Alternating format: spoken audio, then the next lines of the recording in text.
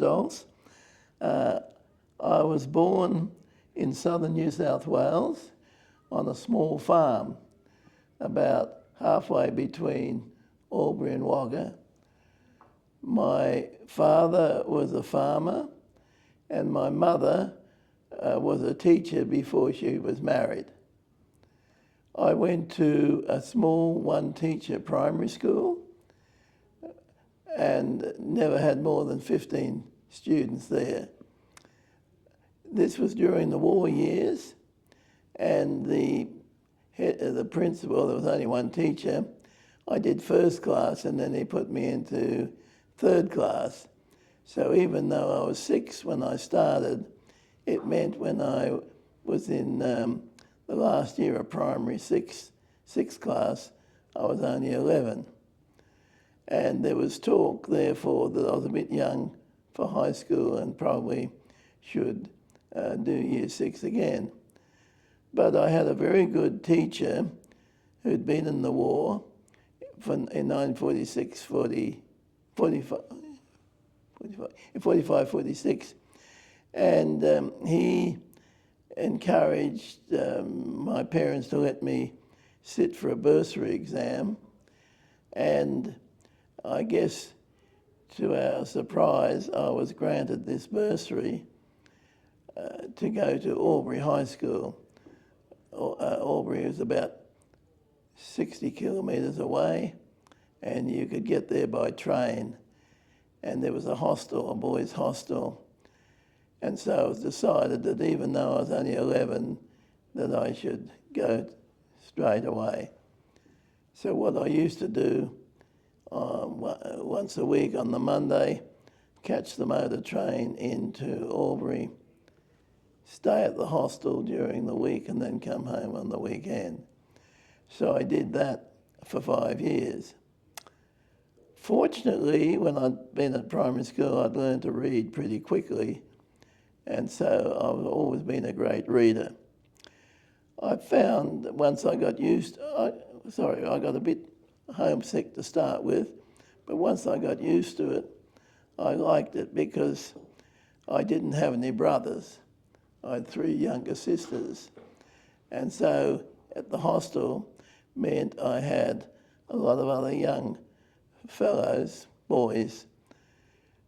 I think from memory at the hostel there would have been about 35 of us, give or take a little bit from year to year. And I found that I had an aptitude more for the maths and science, and English was sort of average, that's about it. I would have liked to have done German, but they didn't do German. It was French and Latin, so that's what I had. As I say, I really enjoyed my high school days. Albury High School was a good school then and still is.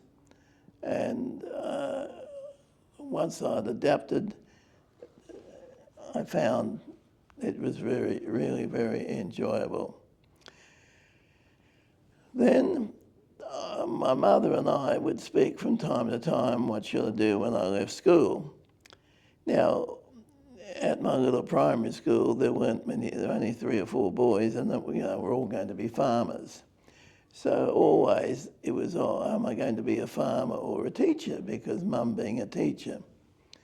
And that's how it was all the way until my last year of high school, and a good friend of mine who I'd gone to primary school with, we'd sort of said, well, I'll stay home for a year and we can do things together. And then unexpectedly, he died suddenly. And in early October, and straight away I said, well, I'm going to be a teacher, and I've never regretted it. Then the issue was that I was only 16, and my headmaster said that was too young for university and really I should do year 12 again. And quite a few students used to do that. I applied for a Teachers College scholarship, and I did pretty well in my leaving results, and actually was awarded a Teachers College scholarship to Sydney University. We applied for an exemption or a deferment so I could be a bit older, but it was refused. And so it was decided, well, I would go to university at age 16. Fortunately, in my first year I managed to get through. Second year I struggled a bit, but managed to get through. Third year I think I was starting to get a bit more of the hang of things, and I majored in mathematics and chemistry. So then I had a Bachelor of Science. The next year I did a diploma in education at the Sydney Teachers College, which was on the university campus. So it meant then that at age 20 I was going to go out teaching. There was a national service that we all had to do at that stage, and because I'd been too young I hadn't done it at the end of my first year, so I had to then do 3 months before I actually started teaching. So my first appointment was to my old high school, Albury High School, teaching science. At the end of the year, I was transferred briefly to another school, Temora, still a country school, but it was fairly clear that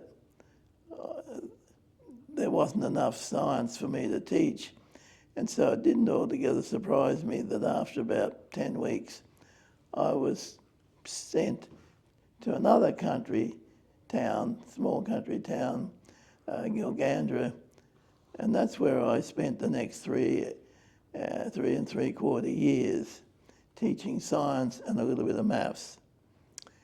Then I had 1 year, because I needed to teach senior physics and chemistry, so I said, well, I'd apply for a move, and I ended up at Orange High so that I could teach some senior classes. And then, to my pleasant surprise, after that, end of that first year, I was offered a position as science master at Parks High. I must say that also in that year at Orange High, in September, I got married to Lois. Lois, I met her at Gilgandra. So then I had 3 years at Parks High. Now, during that time, the Lutheran Church used to have a mission Sunday, and often they had missionaries come and speak. And so they were normally from Papua New Guinea, so we heard a fair bit about Papua New Guinea from them. And where I went to church in Sydney, American missionaries would come through and they would usually preach a sermon. So we sort of knew a fair bit about Papua New Guinea. We then heard that they were looking for short-term teachers to come teach for 2 years. And I expressed a bit of an interest in that. But then when I was promoted to a science master, head of science, I thought, well, that's the end of that. In May 1964, I was visiting with my wife and our 2 children, there were 2 small children at that time, to my home on the farm in Henty, about where we lived a bit outside Henty. And anyway, I remember Dad coming in and said, they're looking for someone to be in charge of a new teachers college who's had some administrative experience. What year was this again? That would be 1964. Right. So I said, oh, okay. So I went in to see the pastor, and there was some documentation about it, and they said because it was an Australian territory, they should get someone from Australia and someone had some administrative experience. Now, my administrative experience was pretty limited, in my science department there was myself and 3 other staff. So, but still, I had some idea of if you have staff and issues with staff, so I wouldn't, but I really didn't know that much. Anyway, I sort of said, oh, well, yes, I could be interested, and really didn't give it that much thought. And lo and behold, without having any interview or anything, about, it must be a couple of months later, they said, we want you to go. Now, I must say, I must give credit to Lois, because she could easily say, oh, no, she was only 21 at the time. No, but she didn't. And so we progressed. I applied from the Education Department to get a 2-year leave, and they refused because of my position. And I suppose without thinking too much about it, I said, well, 2 years wouldn't be enough anyway, so I'll resign and I'll come back later. Well, of course, the thing is, I never came back. That was the thing, I never came back. So I came at the beginning of 1965. Very sadly, I'd only been here a month and Dad died. I knew his health was poor when I left, but there was really no way I could go home for the funeral. It was very difficult those days, travelling, expensive and everything like that. And so it really made it very hard for me to get used to the fact that he was gone. We used to go home every 2 years, and you sort of went, well, where's Dad? I mean, they'd all had 2 years to get used to it, but I hadn't. But it was one of those things you can't. I think it proved to me that if your father or mother dies, you really should move heaven and earth to be there for the funeral. But I mean, it just wasn't possible. We were trying to get the college started, and yes, and we couldn't afford it, and so on. Anyway, as I've said in my speech, the church had looked around to get the best staff they could. And so we had Pastor Peck, who was the vice principal. He'd been 20 years or more there, and he'd been running a teacher training. The Reverend Bill Stolz had also been there about the same, and he'd also been running teacher training. And then the 2 girls, I call them girls, Colleen Starrick and Grace Fitzner, had both been at Rinterby for a year or 2. And then Marnie Renner, as we call him, he'd been involved in some teacher training too, and he'd been up there for ages. And then Dale Bussey from the Wabag Church, the American, he'd been up here for a few years. Dr. Carstensen, or Professor Carstensen from Germany, I don't think he'd been here before, but he was out. So he and I were sort of the 2 amateurs. I have to say I made a couple of blunders in that first year, but Rufus Peck, the deputy, got me out of it. I'm not going to tell you what those were. I don't tell everything, just to say that. And when I think about it, I could have made a lot more, because to get used to another culture, another way of doing things, and these were older students too. I mean, I was used to secondary students, the older one being oldest, in 5th year being about 16 or 17. These were all 18, 19, 20, 21. And my style before I went had been a bit, I'd say, fairly aggressive about things. And I found that didn't work at all here, at all. But I picked up pretty quickly that you couldn't do that. It wasn't right. So that lesson came pretty quickly, to be more patient, understanding, and so on. Most of the students those days only had grade 6. You think, only grade 6? Yes, but they'd gone to a language school first and then had several years of English.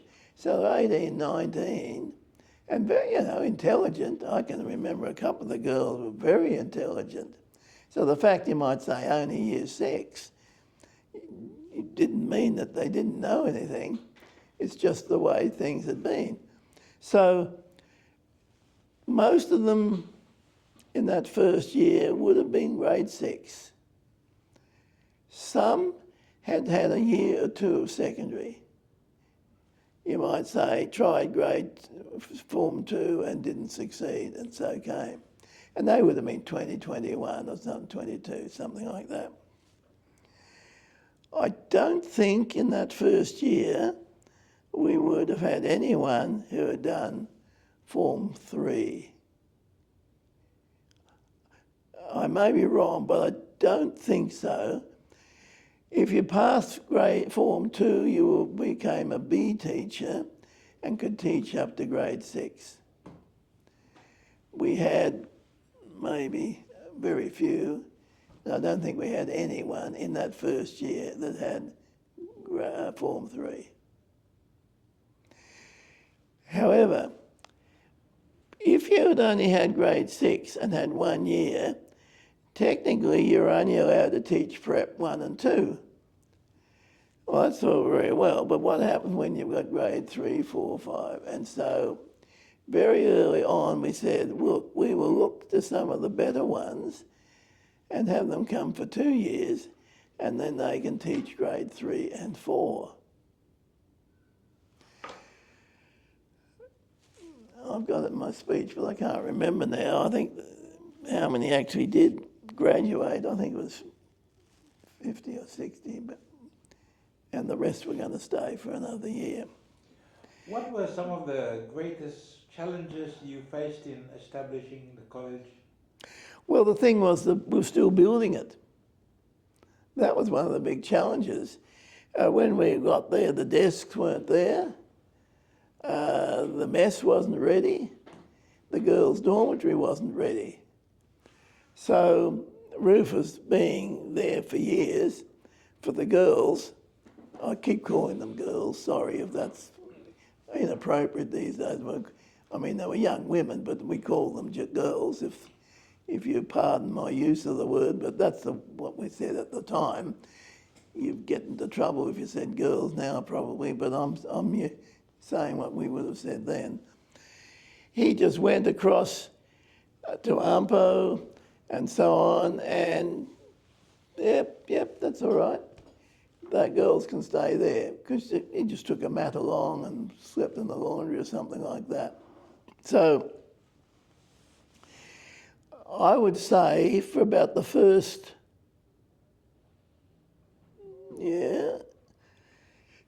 10 weeks or more, that's what happened. And then the first girls' dormitory was completed, and so therefore they could come in. And up until that time, I'd worked in one of the spare rooms in our house, and then I moved into the girls' dormitory and an upstairs space, and I made that my office. This is in the first year.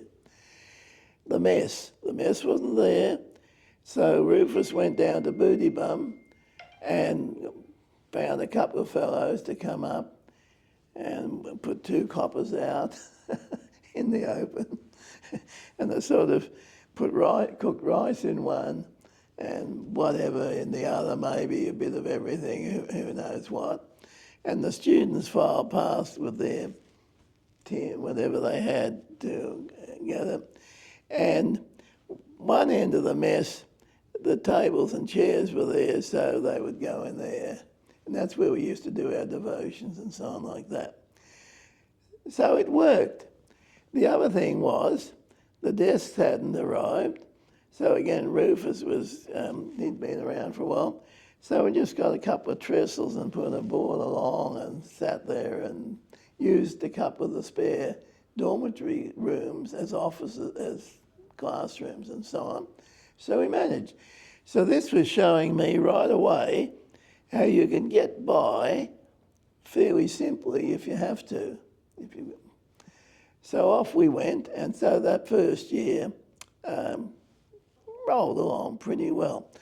What happened in the afternoon, we'd tend to start at 8 and then allow a couple of hours at lunchtime for everyone to go and have a lie down, and then do a little bit after that, and then probably at about 3 o'clock, that was it.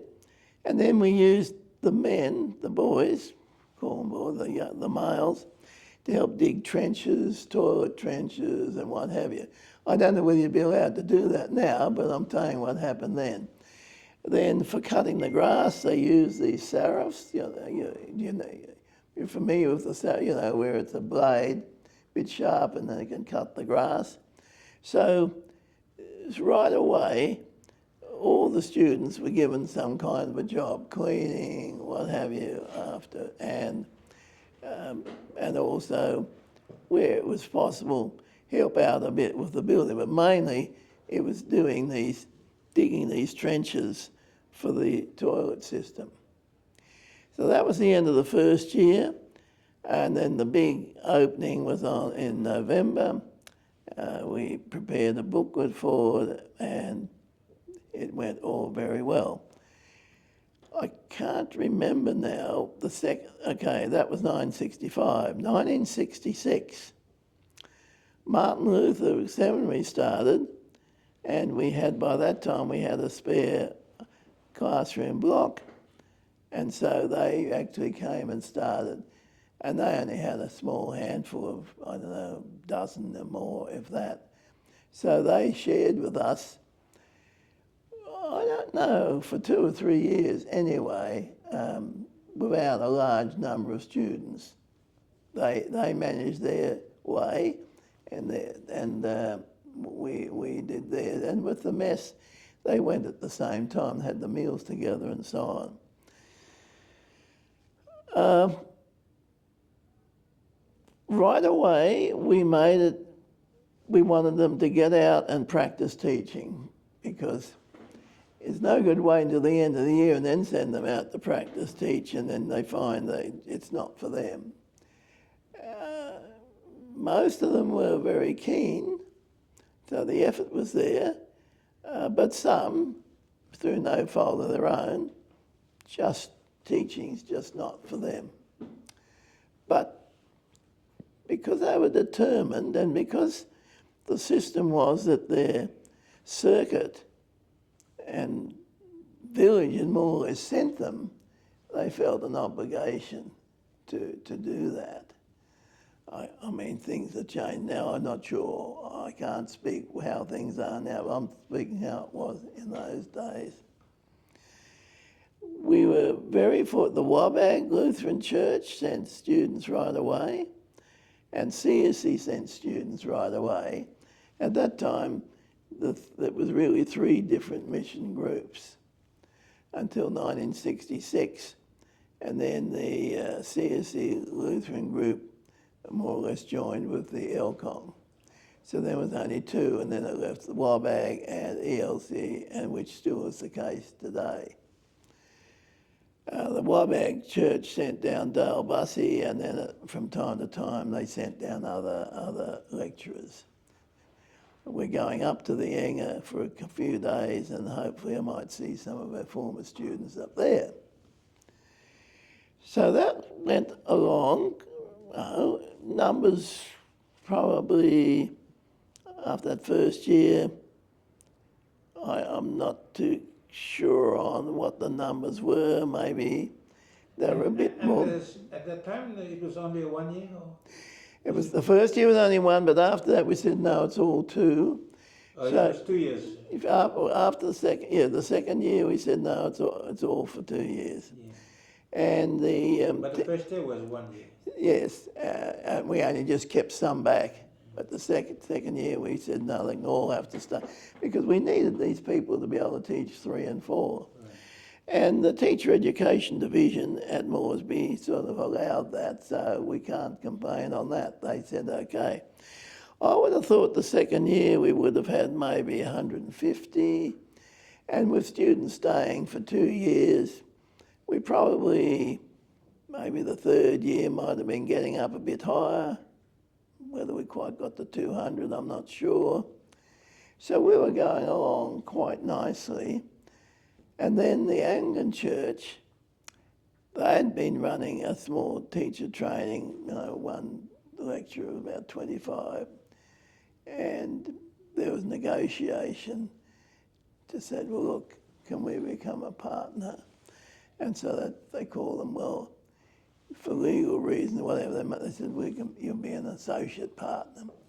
Meant they had a member on the board, and they said, we'll send 3 staff, and I think about 25 students. So that started pushing us over the 200 mark. And I think from then on, I don't think we were ever under 200, and we were probably running somewhere between 200 and 300 for a while.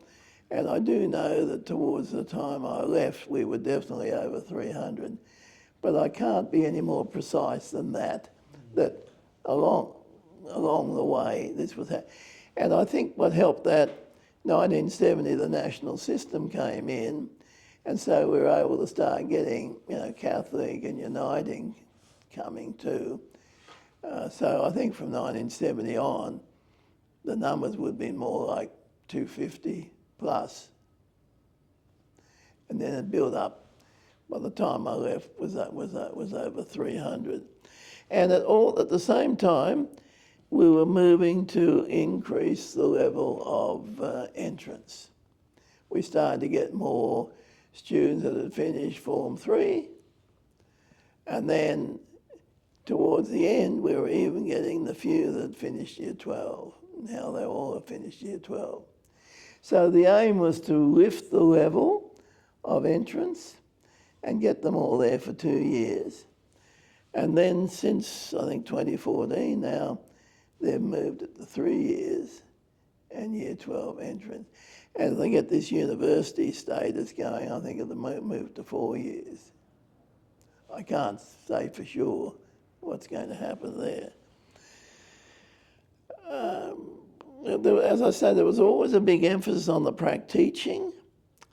Twice a year we would go out and go out into villages and all sorts of things. They would get quite creative where they should go, so they would get a good experience.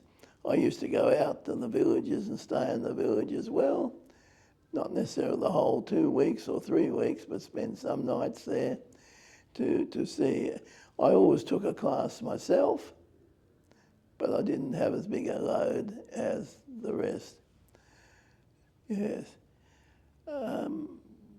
It was, I just think. And I think it was 2000, no, what was it now? Fairly early on, we managed to get a grant from the Swedish church, Luther Helpen they call it, their aid side, of $60,000, and we built the demonstration school. I did see the other day when that happened, but I can't remember the exact year now. It would have been, might have been 1970, might have been a bit earlier, but it was probably about 1970. I did my grade one there in 1974. It was quite new that. Yeah, so it was around. Oh, you went there, did you? I did my grade one in 74. Ah, yes. Well, I think it would have. It was prior to that. It would be. It was already there. Yeah, it would have been. I think around about 1970. Anyway, I remember the Swedish ambassador came for the opening, and that was a real advantage then to have the you could do your demonstration lessons and so on really close. Otherwise, before that, they had to go over to Umpo or somewhere else to do it. So that was a big plus to get that there. I think, it was. Then the big move was, as soon as we could, to get Papua New Guinean lecturers, and so an associate lecturer scheme was devised. Teacher education too was advocating this, where you looked around and find a teacher that was doing it really well, motivated and so on, who might be interested in that, and you brought them in. We called them a sub, but there really was a sort of a training situation. And I think we had reasonable success in that, because some found it wasn't for them. It's not everyone's cup of tea, you might say. But it wasn't too long before Saglam Kadu became our vice principal. Then she went on to be principal at Balob Teachers College. So we were moving steadily, not ridiculously quickly, because if you go too quickly, all you do is setting people up to fail. You do it bit by bit. You pick your subject areas, all that sort of thing, where you think the student, the associate, can succeed. So all the teachers' colleges were doing that anyway. And when you think about it, when we came back in 1989, there were quite a few Papua New Guinea lecturers, but there were still some overseas people. I can't remember what proportion. But certainly when we came down back for the 50th, there weren't any more.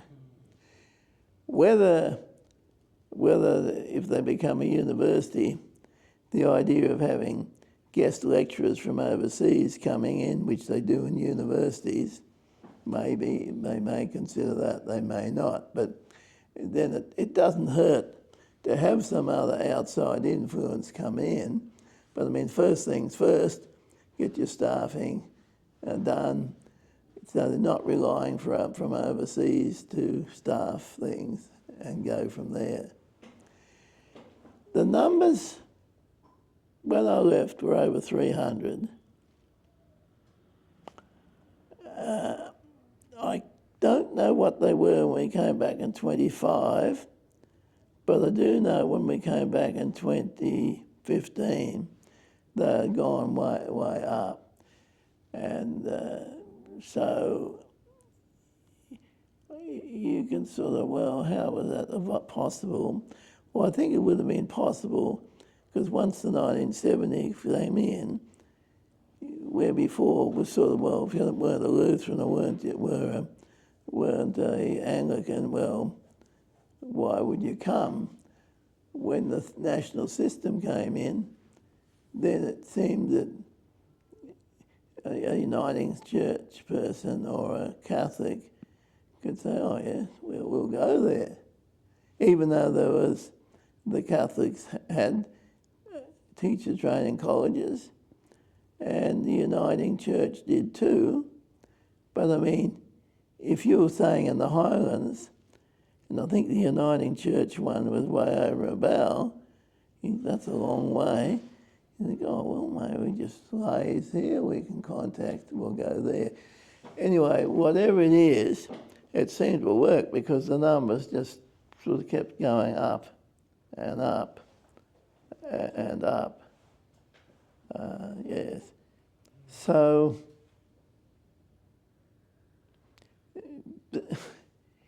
in the meantime, because the school was built for 400, the classrooms, there were always enough classrooms until you got that. It was more having accommodation for, your lecturing staff and so on. So over time, more houses were built on the Ampo side, which were to be used by the staff, Balob staff.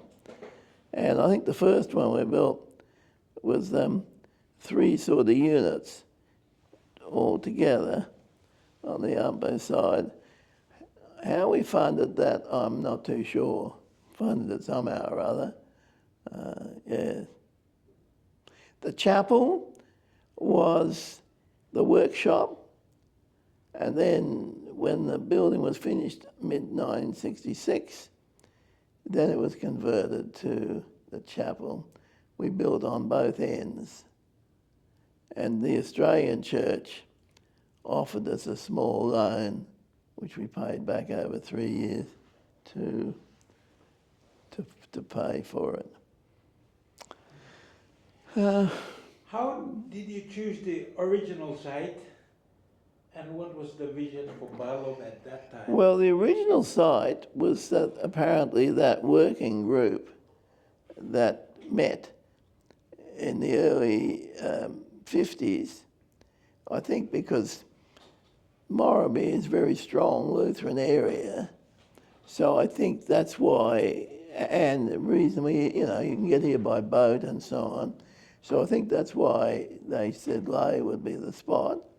And then the Bootiabum people generously provided the land. So the two things, it sort of all fitted together. And being opposite the Ampo, that was a plus too. But I would say if that land hadn't been available, I mean, they would have had to look somewhere else. But that was a very generous offer. So that's my guess. That's why it was at Lae.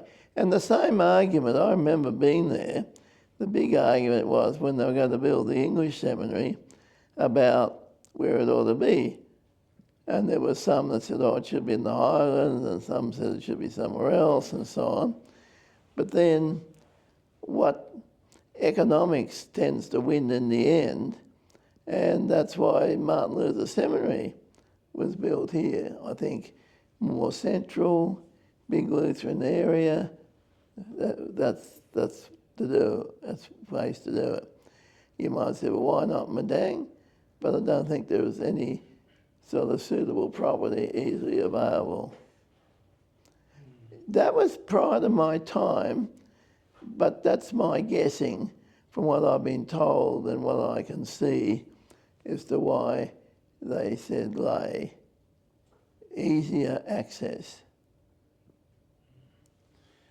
Okay, Mr. Stolz, you were at Balob from 1964 up 65, beginning of 65. 65 up to 1979. That's right, end of 79, that's right. Plus 1 year away, Right. I studied leave. What achievements are you most proud of? Yes, well, I think it was built for 400, and when I left, we were rolling along nicely at the 330, 340 mark, and I was thinking, oh, that's looking pretty good. What we used to do, I'd go over to Port Moresby and, people would apply, and we were more or less given a quota of 180.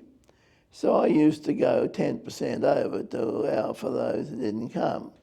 So I would offer places to nearly 200, and we would normally get in about 180. Then as the time went on, some of them found they didn't like the idea of being a teacher, and we didn't say get out, but we sort of, if it was clear that they didn't feel teaching was for them, we generally would say, well, okay, see the year out and see what you think at the end of the year, what you think about it.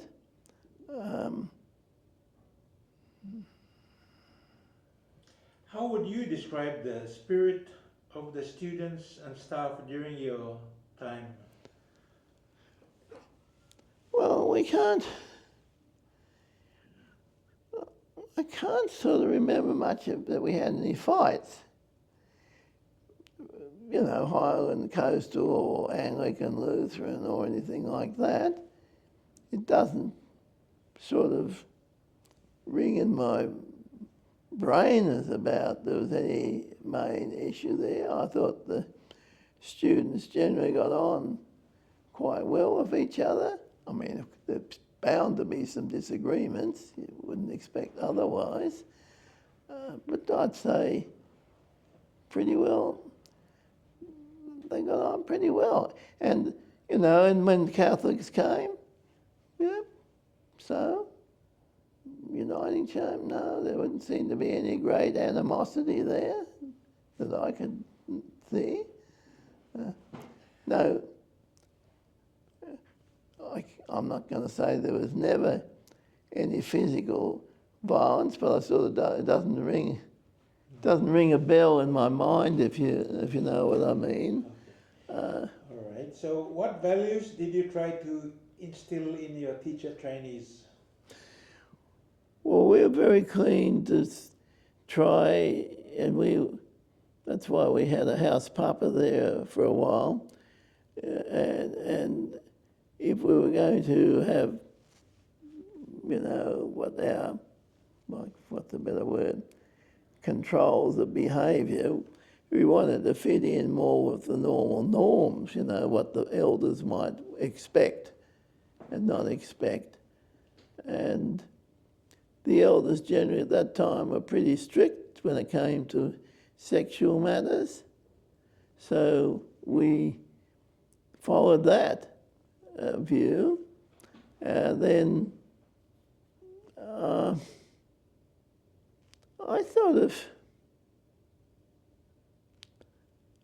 only took one class, but I can't sort of think of any time where the student would be aggressively and saying, no, I don't agree with that result, or what have you. Maybe we were pretty tough, I'm not sure. I think we were pretty conservative, but we felt we didn't want to do something that the elders would say, no, you can't do that. If you get what I'm getting at. We weren't trying to say, oh, well, in Australia can do this or in America can do that. Well, what's allowed here in PNG was more what it was. Now, I can't speak now with 45 years, and I mean, in Australia, a lot of things have changed in the 45 years, so I can't say what it would be at the moment. I mean, it was a co-ed situation. You have to be sensible about it, and you have to be protective to the women anyway. You didn't want people wandering in on the campus in the middle of the night anyway, causing an issue. And I notice, just walking around, where the new girls' dormitory is, there's a fence and a gate, and where they lock it at 10 o'clock and so on like that. So I think they protect the women from who knows what. And apart from that, I can't speak. From the little bit I've seen, I hadn't sort of noticed anything that would show that I was missing something. That's all I would say. How did Balob adapt to the changes leading up to and following Papua New Guinea's independence in 1975?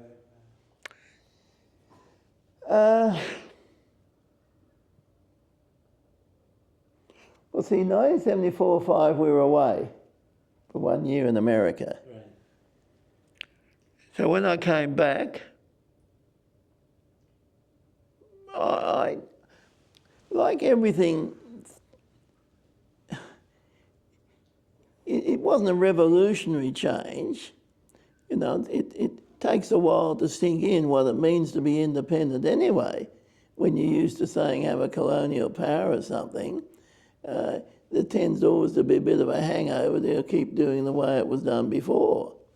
The political leaders were a bit the same. I mean, at 75 they became independent, so for the while you sort of keep things going as they are, unless it was something radically they wanted to change. It tends to be a little bit longer before you see any major change. And I can't, I'm trying to think. When I came back, after being away a year, it seems to me I sort of slipped back into there without much drama, a little bit of change, but nothing that sort of, how terrible. I think change was more incremental rather than sudden. The sudden thing was more in 1970, where all the students suddenly, I'm not sure how they received their funding before, but after that I think they was almost suddenly were paid a certain amount right away. And then somehow or other, I'm not sure how we managed to get something out of them for their food and accommodation. And I think straight away they were a bit more financial than they were under the old system. And I think our help from the government was probably a little more, might have been a bit more too, could have been. Some of these, yeah, but 75, no. All I can remember, we came back in October 75, and only there a week or two, and then my former secretary said, Whitlam's been sacked. And I couldn't believe it. I said, what? Because when we were in America, we hardly heard anything what was happening in Australia. So, but that didn't alter that much. I think it just took a while. If you've been in a dependent situation for a long time, even though you're moving towards self-government and so on, you tend to keep things going as it is to start with before you suddenly make a big change. In revolution, you come in and change everything, but it didn't. And I don't think, from my observing from Australia, that there's been revolutionary change. There was a period of time where the governments kept changing till they made it a bit harder to change the leader. But they had to do that in Australia too. We were doing the same thing, sacking leaders right and left. So both the Labor and Liberal Party in Australia have made it a bit harder. When you lose a bit of faith in your leader, you can't suddenly, almost overnight, say swap. And I think there's rules here now that you can have one challenge a year or something, isn't it? And you've got to wait 12 months or something like that. Am I right on that? Or I'm talking about the political situation. Because there was just one recently about the Prime Minister, and they had a vote of confidence. I think I saw somewhere where they can't do that again for, I don't know, 6 months or 12 months, something like that. So I don't know. Yes. I thought the more changes were almost when 1970, when it became a national system, than when 1975 came. I think our big change was then. And then when 75 came, it just sort of kept rolling. I may be wrong, but that's the way I remember it. I think 1970 was the big one. Okay. As Balob marks its 60th anniversary, how do you feel returning to the college after all these years? Well, I think it's amazing what I'm seeing, that 1,000 students, that's pretty amazing. When it was built for 400, all right, the European Union gave them another dormitory and I think another classroom. So I think they've sort of handled it pretty well from what I can see, my observation. And moving to the 3-year course, I think was very wise. The little bit I saw on Wednesday when I went around and looked at 6 classrooms where they sort of set it up, how they plan to do it when they go out, looked pretty good to me. It's a bit hard to assess, but the fact that they've all finished year 12 now gives them a better base to start with. From what I can see, the standard of English is certainly better than it was when I came, I think. But it's what I'm seeing, it's fairly superficial. I don't, apart from that, I can't really say. But what I've seen so far, it looks good. Looks good. What message would you like to share with current students and staff? Well,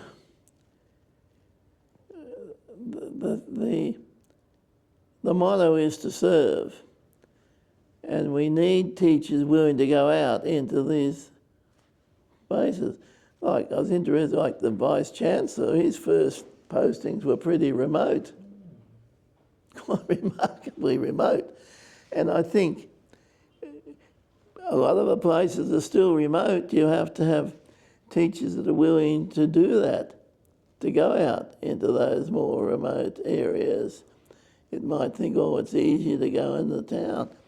But I am having a guess, and may not be right about this, but if it's a little bit like it is in Australia, the behaviour of students in the cities is probably not quite as good as it is out in the villages. Because certainly in Australia, on the edges of the cities is where they have their worst behaviour problems. So I'm not, and someone must have said something today in one of them, I'm not sure who was speaking, did sort of intimate that some of the behaviour wasn't as good as it might be. Now, I always separate normal sort of misdeeds to different, where a student, just defies the teacher. There's a big difference there. If you've got 25, 30 or whatever it is, you'd be a bit surprised if every now and again someone steps a bit out of line. But that to me is different to some where a student just refuses to cooperate. That's where I see the difference, and starts even attacking the teacher or refusing to do what they're asked, a reasonable thing to do and so on. I think, I'm not saying you would never get that on a village school, but I mean, when I observed a lot of teaching, even in my day, you probably had a little bit more misdeeds, more when you got into the town, but I can't say what it is now. But I was a bit surprised if there wasn't a bit the case. So if you're a beginning teacher, it's probably good to go out somewhere other where you can get yourself established and into your routine and so on. So when you do have to deal with these, you're doing it from experience, not just as a junior teacher. Okay. So what is your hope for the next 60 years of Balob Teachers College? Well, from the way it is, hopefully that they'll be part of the university, that the courses would be, say, bachelor degrees, which probably might be 4-year, and that, I think it doesn't guarantee things, but I think, the teacher has to be someone that's, well, I always say average intelligence, maybe a bit better average intelligence, to be able to, know the content, and then they've got to be able to, how do they present it, and things are changing rapidly, so you have to be able to have the ability that you can absorb new information and so on like that. So I think you have to be pretty intelligent. I don't think you necessarily have to be brilliant, but you certainly, I've always felt, probably need to be average or above, a bit above average intelligence is helpful. What advice would you give to young teachers entering the profession in Papua New Guinea today?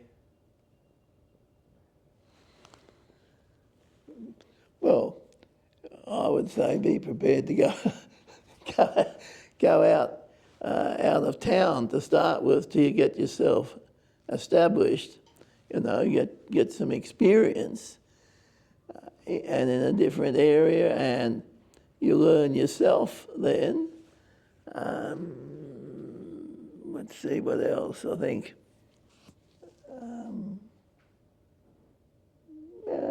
I'd say it's probably about the same thing I'd say to a teacher in Australia, that go and teach out in the countryside first before perhaps teaching in the city. Yes, and this part you have to be willing to serve to do the best for the student, for each student as best you can. So that's your main thing. If you're striving to do your best for the students, even though your technique mightn't be that good, the students, you'll get by because the students can see that. If they pick up that you think that the teacher's not very interested in them, they'll pick it up in the first 10 minutes. I don't know how they do it, but they can.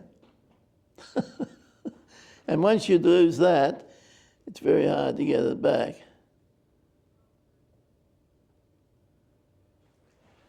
Okay, one last thing. Can you just reflect on Papua New Guinea on 50 years of independence? Because you were here before. Yeah, okay. So can you reflect on that and your hopes for the country for the 50 years? See, some people say that Papua New Guinea is a failed state. I remember I was at a Rotary meeting somewhere, and I disputed. I said, wait a minute, I don't buy this. There's never been an army coup. There's no dictator. They're still having an election. All right. Maybe there's things in the election that could be done better. I mean, that's it. But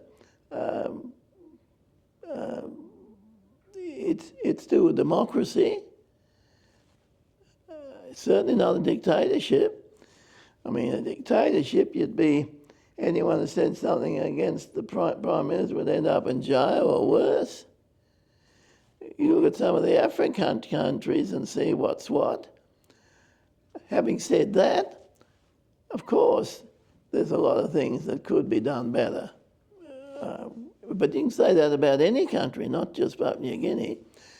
I would say the unemployment is an issue, because if you've got unemployed, particularly men, they'll cause trouble. So somehow or other, them have to be moves to get more people into the workforce. At the moment, I don't know what the wages are, but someone was quoted a few wages to me, and the wages weren't that high. Well, that's the case. Put more, then you can employ more people, give them jobs and so on, and make use of the extra manpower.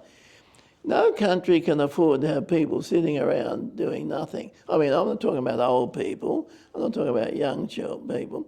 But, you know, from your working age, which, say, 17 plus to, say, 60, you can't afford to have them not being productive one way or the other. Now, having said that doesn't mean women, I'm not counting women as non-productive. They're home looking after a family of 3 and 4 and 5. I'm not saying they're not productive. They are productive. What I meant is there's no reason why they couldn't be doing something useful and they're not. So I think one of the things about government is that they need to be looking at things to get people into work. Because you can't, a lot of things that need doing around here. Well, I think like this the other day about the clean-up, voluntary clean-up, I mean, that's great. There's so many things that need to be done that need people to do it. Now, how you fund that, I'm not too sure. I'm not an economist, but I think somehow or other it has to be that way. I'm not sure, too, what happens if someone comes in from another country and wants to do something. I can't say I know this for sure, but if they come in and want to bring their own people to do all of it, I'm not sure that's a good move. All right, I can understand they may need several of their top ones to be in, but by and large, the workforce should be local. So they're employment, so they're employed. So I think unemployment would seem to me to be an issue.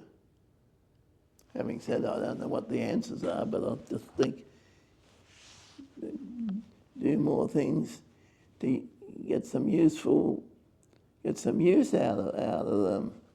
Because a lot of things aren't getting done because there's no one there to do it, and yet there are people there to do it. So somehow or other, you have to get them into the workforce so things get done. Because the wages, from what I can gather, are not very high.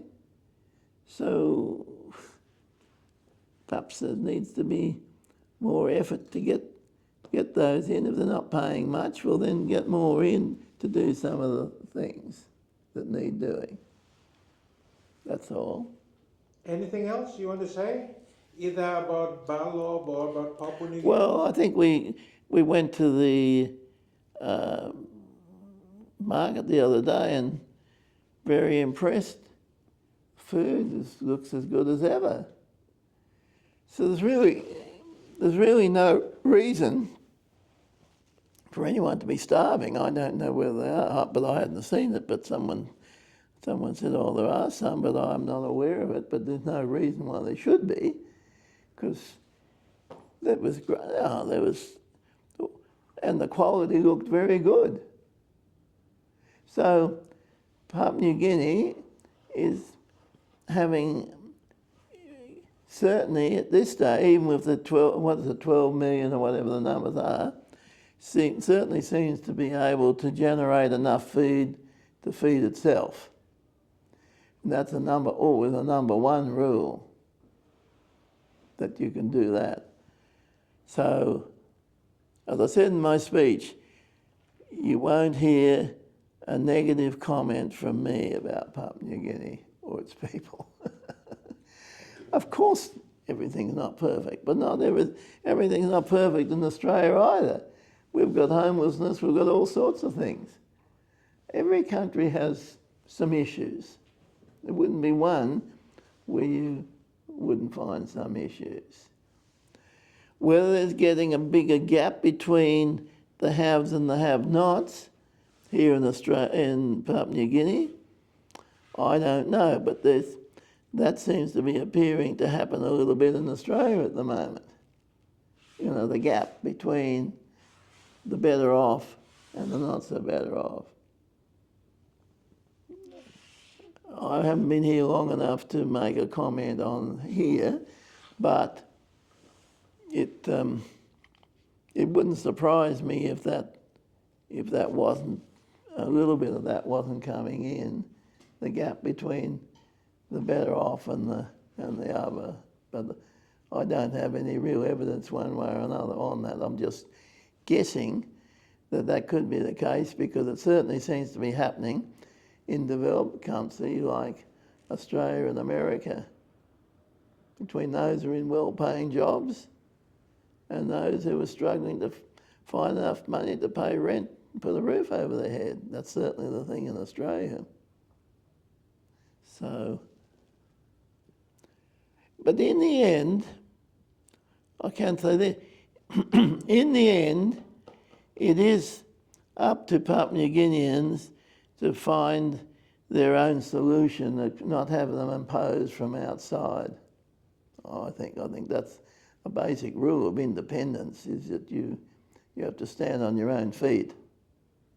You can get people to assist you, but in the end, you have to be responsible for your own actions. It's just all I can say. I don't know whether this has answered your questions or not, but...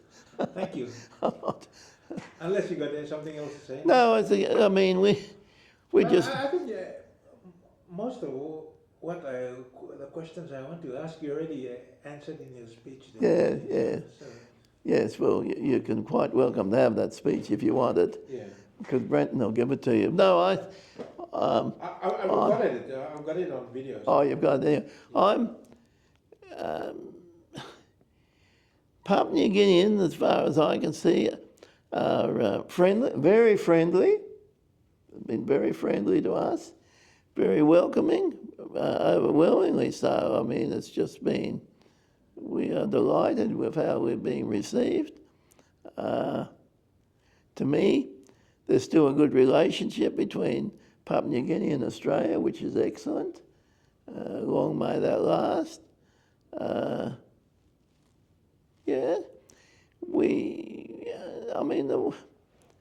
People don't study history. You can go any period of history and you'll find there's been troubles. Some people throwing their hands up and saying, how terrible. Well, study a bit of history and you tell me a period in time where there wasn't some troubles, and a lot worse. I mean, what about the time when the Japanese were occupying here, or when the war was on here? And we talk about troubles.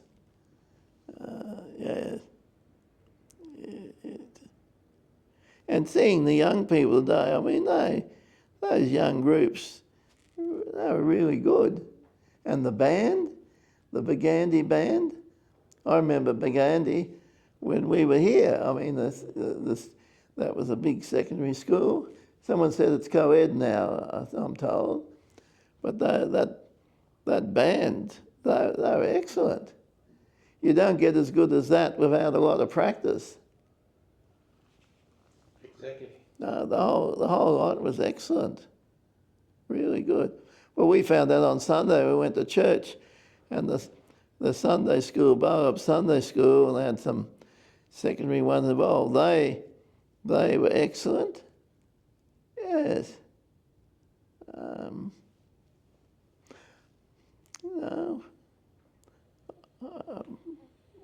I know there are issues here, and that's hard. But in the end, Papua New Guineans have to find the solutions. Really, other countries can assist.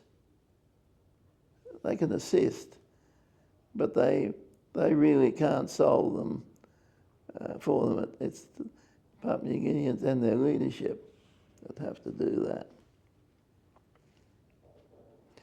The one thing that saves the people here is their one-talk system and the group. That's their security, the group.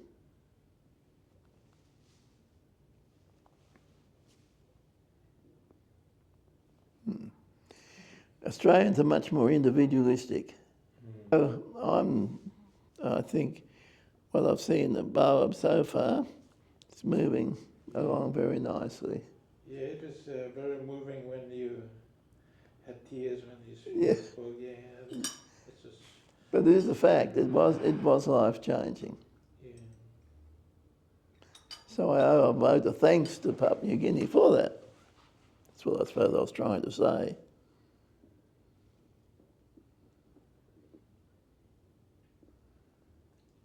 Thank you, Mr. Stolz. Colleen Bradkey, who was the same, she said the same thing.